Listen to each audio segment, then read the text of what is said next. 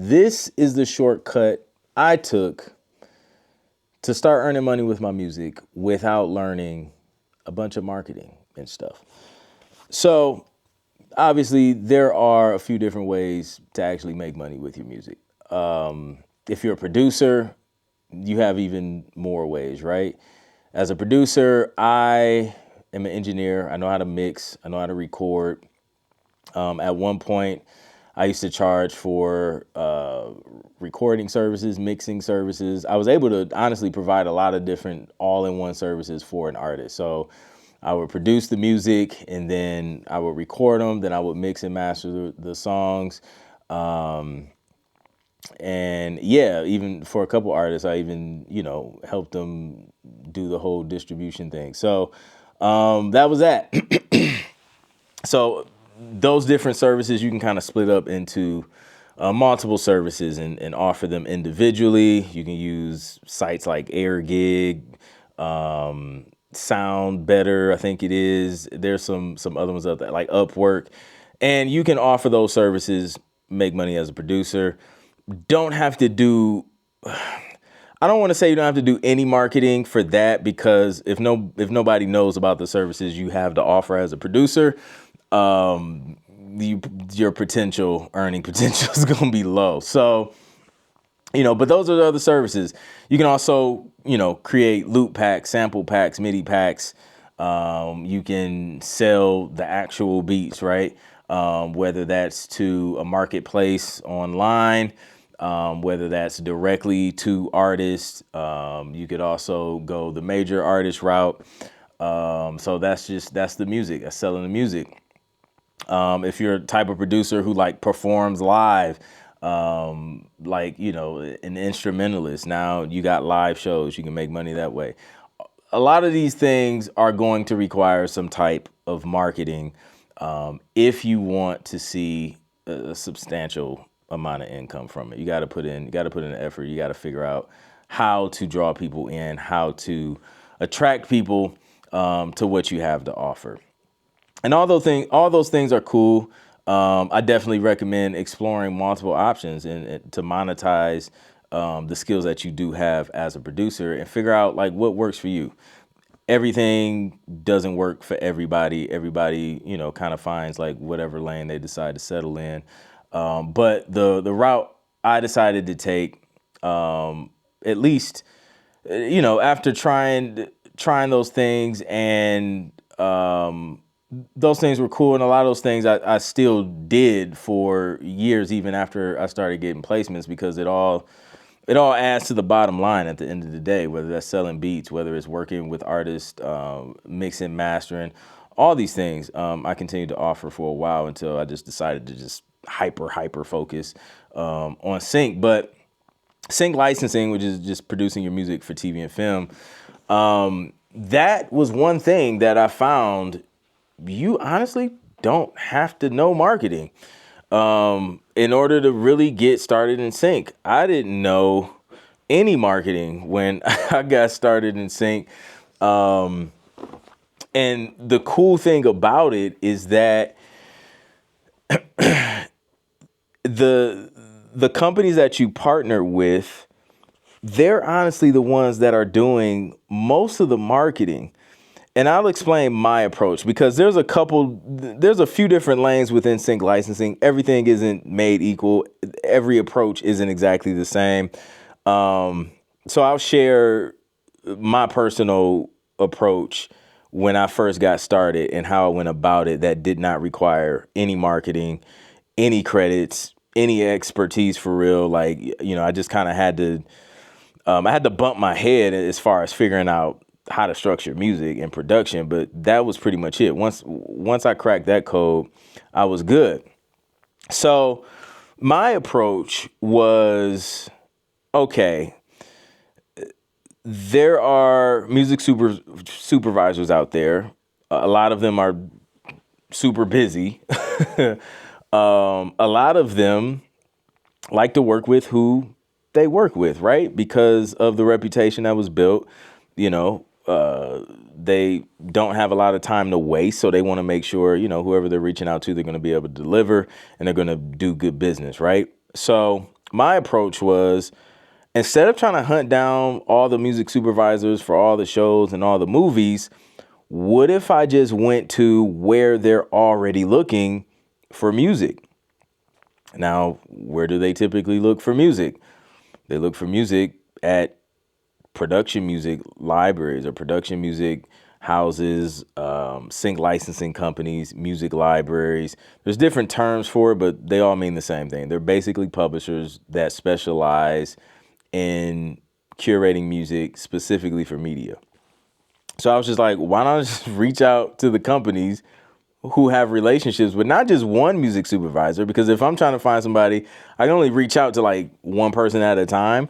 But if I took that same energy, reached out to a sync publisher, they probably know multiple supervisors, not only supervisors, but multiple networks, such as, a Paramount or CBS or Fox or whatever.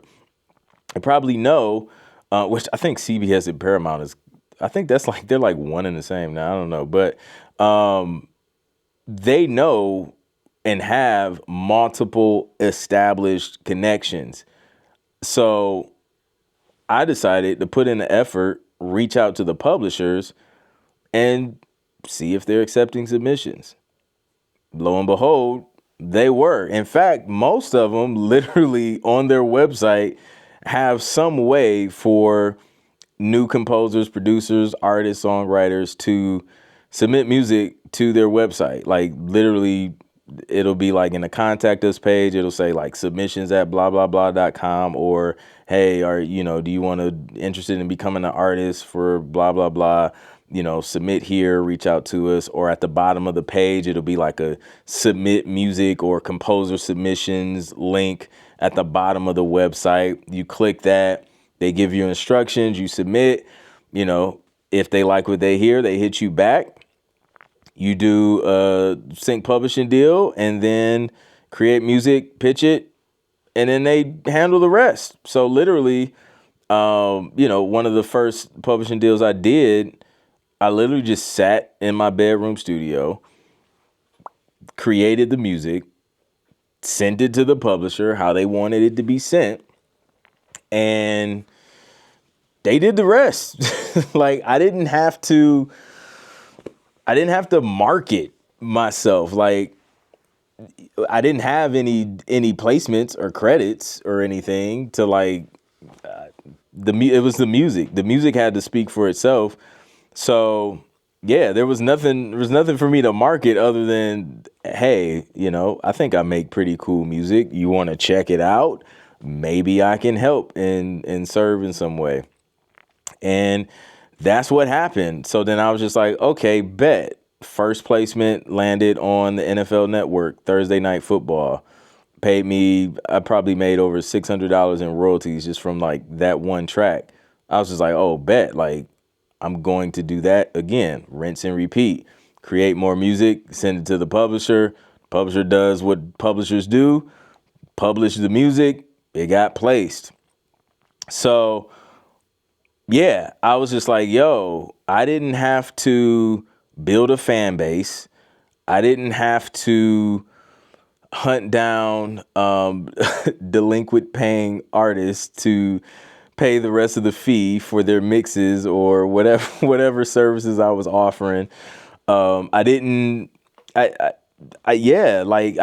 to like come up with some fancy press kit and some impressive bio. I think the first bio I wrote for a publisher, it was like a few sentences. It was like, Anthony Clint Jr. is a musician, composer, producer, and specializes in making music for. It was basic. Like I don't even remember, but yeah, they was just like, send a pic and like 3 sentences about yourself. I was like, all right, bet. Super simple, and that was it. And then the music just started getting placed. They didn't care who I was. They didn't care what kind of credits I had. They didn't care. So I was just like, yo, this is like the shortcut to monetizing your music without having to learn a bunch of marketing.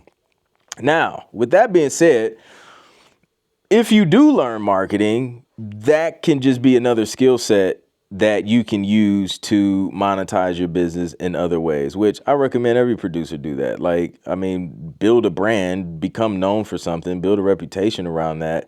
And then, that's another way that you can generate income with your music. Prime example, especially if you're an artist, sync is so powerful. There was a track that got placed on Love Island that I produced years ago, and it is like just now kind of picking up speed. But it got placed on Love Island, and I think did they use? Yeah, they used the full song, and I think there was a part where they used the instrumental. Right.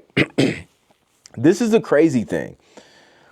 Once that song got placed on Love Island, I looked at like my Apple Music stats and Spotify and things like that, and noticed there was a 250% increase in streams for that song immediately after it got placed on Love Island. So like people start Shazamming the joint. I seen Shazams go up for that song.